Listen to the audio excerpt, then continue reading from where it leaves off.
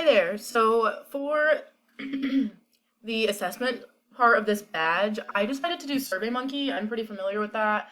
I've never done a quiz on there before, but it was pretty easy to set up. So what I did was just made a quick 5 question quiz.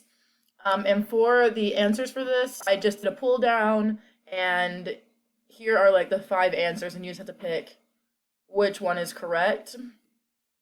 And then you'd click done. So this is, if I invited you, this is what you would see.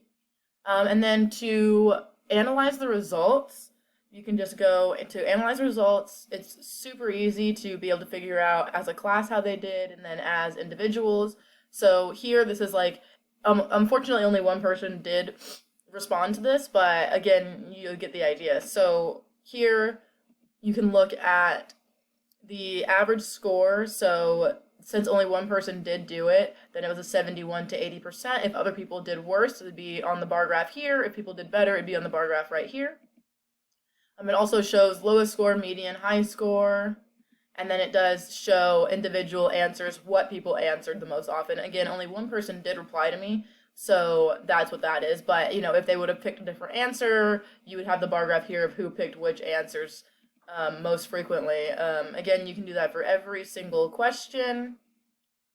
And then you can also go to present results. Now, if you wanted to download it to somewhere else, you could put that there. So really, as a teacher, I'd be thinking about using analyze results because you can go,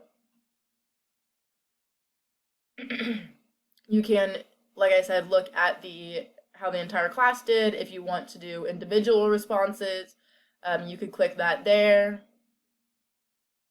And you could put that in for a grade, easy peasy, just by itself with the one person, because again, it does tell you their email, so you'll be able to identify which student it is, which answers they got wrong, and all of that. So I think this is a really great idea. This was actually used for my second objective, which is being able to identify certain historical figures or legislation throughout history and being able to talk about what they or it contribute to society and the progression of our history when it comes to civil rights.